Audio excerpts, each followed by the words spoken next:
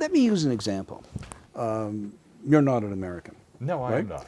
But you could be an American. You I could be could. an American because your mother and father were Americans. They came up here in 1971, and you were born in 1986. I know you weren't, but you're born in 1987, and you're an American automatically because your parents were Americans. And you've never lived in the States. You've never been to the States. You don't even like the States because you went to some funny school where the teachers all told you how bad Americans are. And you don't even like Americans, but you are an American citizen. And as an American citizen, you are going down to the States sometimes and they don't want to let you in. And you say, wait a minute, you can't keep me out. I'm an American citizen. My parents are American. So you forced yourself across the border when they tried to turn you back by saying you're an American citizen. Well, 1 out of 10 of the American border guys now, and this happens every day, 1 out of 10 of the American border guys are now trained to be able to look up citizenship. They can look up income, whether you've been filing your income tax. IRS records? And we had one fellow that his initial was ML. I'm not going to give his name, but he's given me permission to use his name. He got a $216,000 tax bill by that sort of exact kind of thing. So, or you're an American. You came up here as a draft dodger. You're still an American citizen. They restored everything. They gave you amnesty and all the rest of that stuff. You're an American citizen. You become a Canadian, but you're still an American. And your son is an American automatically, or daughter's an American automatically because you were in the States long enough. And they're going across the border. And they don't even particularly know that they're an American, but they have a problem at the border, and our kids tend to have problems at the border once in a while. So they bring up the fact that you're the American. As you know, I've got a Haight-Ashbury sign, and I was there, and I can remember it because I didn't do drugs. Anyway, making a long story short, because your kid gets caught at the border, proves they're an American, gets into the States when they try to stop them, you are now in the IRS clutches. So they send you a little notice saying, you've got to file tax returns. And they've caught you. You didn't come forward voluntarily. I'm going to make a comment. We've never had a client that came forward voluntarily, penalized or fined. But lots of them, every day, somebody phones up who's being penalized and fined. If you have something simple like a $50,000 RRSP, that's not a lot of money. Lots of people got $50,000 RRSPs. They may have left their company and rolled it over. The penalty for being an American with an RRSP in Canada and not filing notice with the U.S. Treasury Department and filing a form with the IRS, you ready for this? The official penalty, minimum $10,000, plus $35,000, this is per year, plus $35,000, 35% of the amount in the RRSP, plus 5% for every year you didn't report it.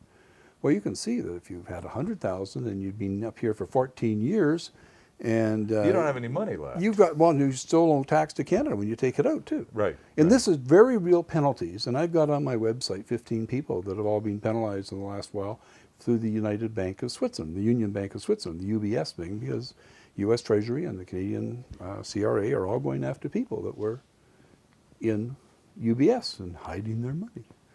Nobody said this was going to be easy, but we are privileged to have David Ingram, international tax expert, with us on the Money and Wealth Show today.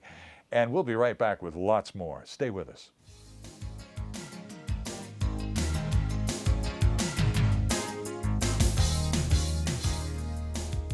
Good afternoon.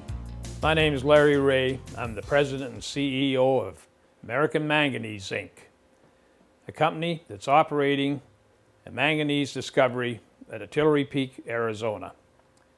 Currently, we have a resource of about 11 billion pounds of manganese, which currently trades at $1.30 a pound. We have a 43101 economic evaluation that shows it to have very robust returns, with the potential of being the lowest cost producer in the world at 45 cents a pound. Our plans are to push this project further by drilling 191 drill holes in the next 6 months, entailing some 62,000 feet or 15 to 16,000 meters of drilling. American Manganese, Inc. currently trades under the ticker symbol AMY, or AMY, on the TSX Venture Exchange. If you'd like more information on us, visit us at our site, AmericanManganeseInc.com, or give us a call at 604-531-9639.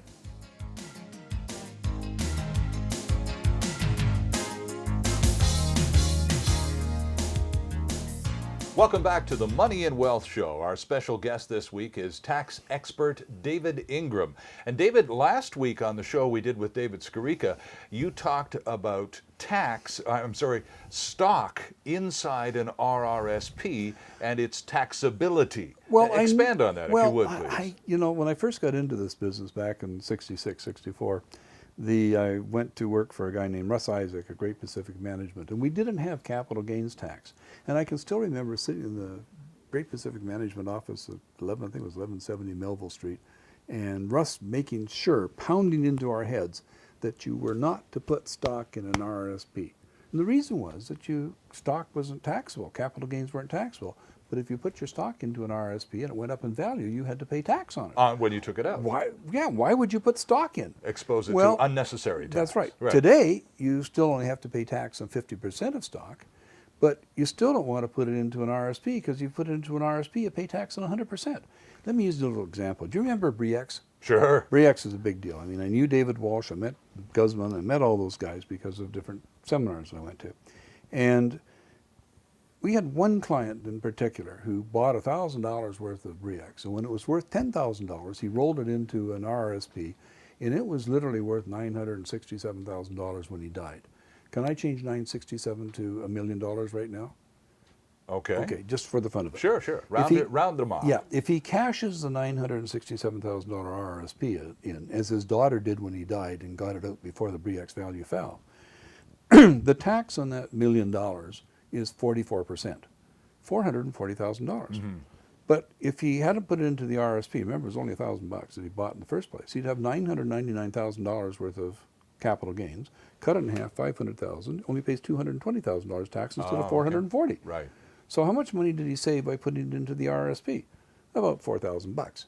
Was it worth $4,000 to have to pay an extra $220,000 worth of tax? Now, Bre-X was sort of a crazy thing, and they never paid dividends. But let's say you buy just some nice Bank of Montreal stock, or Royal Bank, or CIBC, or something, all the stock. The blue chip stuff. Yeah, the good stuff, the Canada Pension Plan that we're all part of, that's what they're buying up right now. So you buy that. Well, they pay a dividend every year. And that's for the sake of argument, say you're 30 years old, you buy $10,000 worth of stock, and over the next 35 years until you hit 65, which I am now, you suddenly you've made $60,000 worth of dividends on the stock because it just paid $600, just went up and up and up and increased in value. Well, when you got the dividends, if it was in your own name, the dividend tax credit means it's almost tax paid money, right? You get the dividend, you put on your tax return, you get a dividend tax credit because the company paid tax. It's tax free, or just about tax free. But when it's in your RSP, you pay tax on 100% of it. Full rates. So you pay tax on 100% of the capital gains, you pay tax on 100% of the dividends. It just doesn't work. In fact, I can prove mathematically that just about nobody should ever buy an RSP, but it's a whole other story. Well, and you're right. That's a whole other show, and maybe we'll get to that one day. I'd like to do that. But in the meantime, I'm gathering from this, and the advice is avoid putting any stock inside any RRSP. Yeah, the only good stock to put, you know what the good stock to put in an RSP is? What's that? Stock that's going to go down. Are you going to buy stock that's going to go down intentionally? Not likely. So you don't put it in an RSP. It's very simple. Okay, because if you do put the stock, let's say you buy $10,000 worth of stock and you put it in your RSP and it becomes worth nothing. Well, you got a 100% write-off for the $10,000 because when you put in the RSP, you got a deduction. But if you put the $10,000 stock in there, it becomes worth $100,000. You owe $20,000 extra tax than if you hadn't put it in the RSP. Well, now your personal feelings about the legitimacy of RRSP investments aside, if you're not putting stock into an RSP, what then should you focus on putting into that plan? Well, almost nothing. You see, because if you are trying to make money and get ahead, and the kind of person I think would be watching this show as a rule, maybe buy mining stocks and this type of thing, you don't want that in the RSP, right? Just don't want it there. And putting interest-bearing stuff in doesn't make an awful lot of stuff either because it's not going to keep you out of inflation and be there for you when you retire. So RSPs are a really tricky member. Lots more to come on this week's edition of the Money and Wealth Show. We'll be right back.